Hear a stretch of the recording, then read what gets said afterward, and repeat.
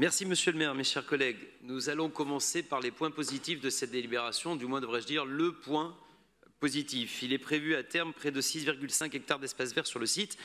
Et nous apprenons que dans la délibération qui nous a présentée, il y aura plus d'espace vert en pleine terre avec le square Raymond Queneau qui verra sa superficie passer d'environ 1500 m² à 2200 m². Et en parallèle, il est proposé de réaliser un espace vert supplémentaire au 11 rue du Pré afin de permettre la création d'un jardin d'environ 250 m². Bien que le nombre d'espaces verts sur Chapelle-Charbon soit l'un des rares projets parisiens menés par cette majorité où nous pouvons nous satisfaire d'une réelle végétalisation du quartier, nous pouvons néanmoins que regretter la densification qui s'y fera à proximité, puisque nous aurons de nombreuses tours frôlant les limites de hauteur himalayesques fixées par le PLU qui se dresseront comme un canyon tout autour de ce jardin bloqué entre tours et rails.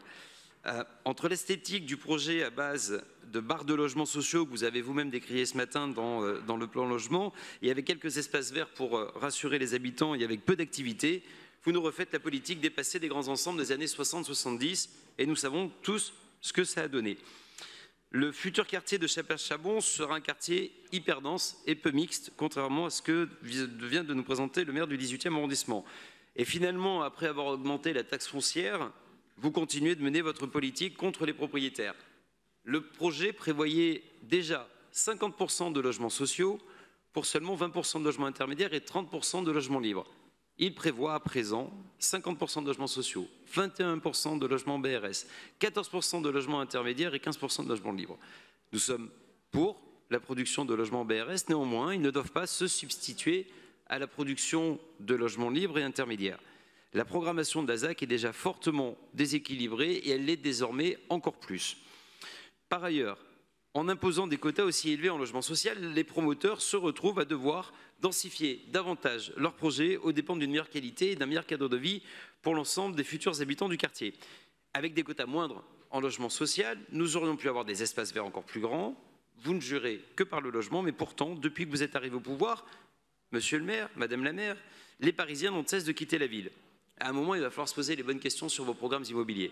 Le problème n'est pas tant le manque de logements à Paris, puisque les surfaces bâties à Paris ont progressé de 0,2% par an en moyenne, ce qui représente 3,8 millions de mètres carrés essentiellement consacrés au logement. Et pourtant, depuis plus de 10 ans, Paris perd près de 11 000 habitants chaque année.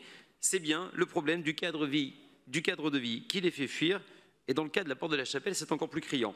Ce programme, qui est encore une fois et pourtant l'un des moins pires que vous avez menés, est encore trop dense au regard de nombreuses tours construites à proximité du futur parc. Cette densification perçue par les Parisiens, et spécialement par les Parisiens du 18e arrondissement, est accentuée par une diminution de la mixité sociale et fonctionnelle, qui sont pourtant des facteurs primordiaux de qualité de vie dans une ville plus dense. Mais au fond, la préoccupation principale du groupe Changer Paris, c'est votre perception de l'urbanisme comme solution. C'est le coup de baguette magique en béton qui vous permettrait de régler tous les problèmes, et notamment ceux d'insécurité. Et quel triste désaveu quand le Parisien, de manière cinglante, évoque les refus de logements sociaux. C'est-à-dire que des personnes qui sont sur des listes d'attente avec votre politique depuis 10, 12, 13, 14, 15 ans, refusent tout bonnement les logements sociaux dans cet espace. Et rien n'y fait, vous ne comprenez pas les besoins de la population.